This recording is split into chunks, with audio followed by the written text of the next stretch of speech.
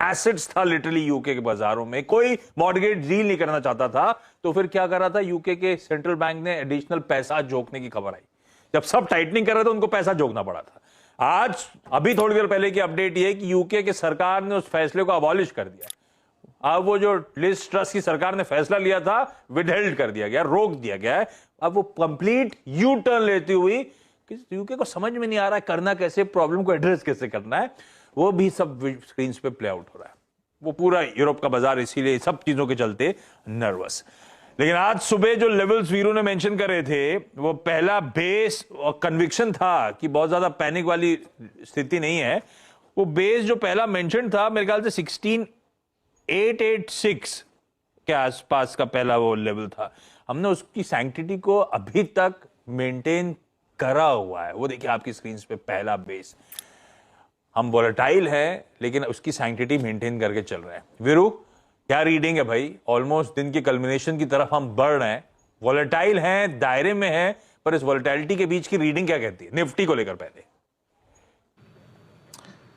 देखिए आशीष, आज सुबह हमने बात ये की थी कि हम आई थिंक एक सब्सटेंशियल शायद डिप के साथ खुल रहे थे जब एस निफ्टी था, बट हम बेस 1 को रिस्पेक्ट देंगे। बेस आपकी स्क्रीन पे था आशीष, और बेस 1, बेस 2 की बात ही नहीं करनी थी हमें, और इट वाज 16886 और 793।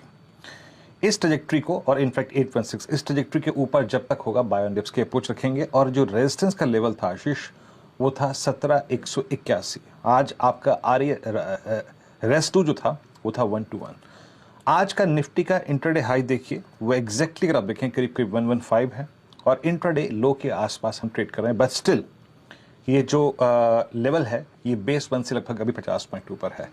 तो मैं अपने उस व्यू पे बरकरार हूं, नो शॉर्टिंग थॉट्स, नो। देखिए अभी भी हम शुक्रवार की कैंडल के जो वाइल्ड कैंडल थी जिसने ऑलमोस्ट एक रिवर्सल जैसी संज्ञा थी, जो अपने आप में अगर आप देखें डेली चार्ट्स पे 200 डे एक्सपोनेंशियल मूविंग एवरेज को होल्ड करती है, और वीकली कैंडल लास्ट वीक की उसका लो है करीब करीब 50 वीक एक्सपोनेंशियल मूविंग एवरेज। मेरा तर्क अभी भी है कि मैं शॉर्ट नहीं करूंगा। शॉर्ट तब करूंगा जब मार्केट कंप्लीटली मैसेज देगा जनाब कि मैं 793 के नीचे स्लिप कर रहा हूं। जब ये स्लिप करेगा तब शॉर्ट करेंगे for a possible target zone of 746, 710 और 673, but not exactly right now आशीष।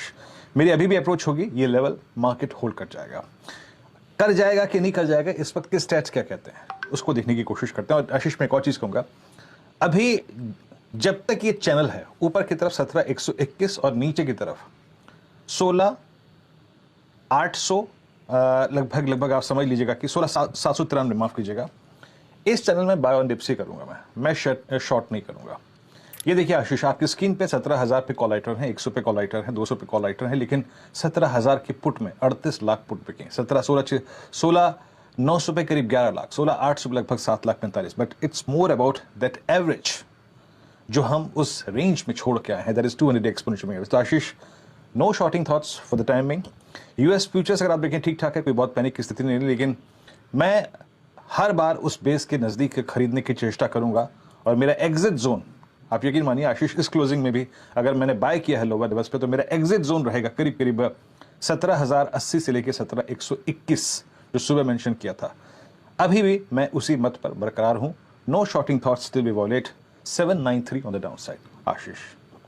वो रिस्ट्रिक्टेड डाउनसाइड और उस बेस को रिस्पेक्ट कर रहा है। वीरू निफ्टी बैंक कैसा पोजीशन है? इंडिविजुअल कॉन्स्टिट्यूएंट्स देखकर रीडिंग क्या निकल के आ रही है?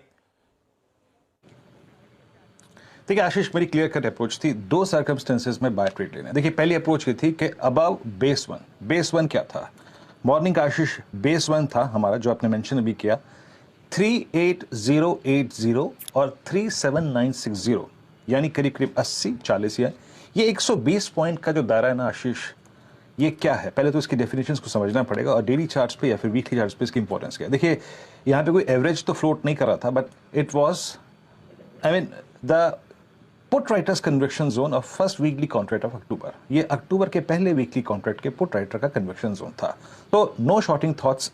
और मैंने दो सर्कमस्टेंसेस में आपको कहा था कि बाय ट्रेड कीजिएगा, या तो हम 15 मिनट कैंडल्स पे 5-5 मिनट की 3 कैंडल्स पे सस्टेन कर जाएं अबव 38510, जो कि नहीं हुआ। हालांकि गया था उसके ऊपर, लेकिन सस्टेन बहुत टाइम स्पेंड नहीं कर पाया आशीष।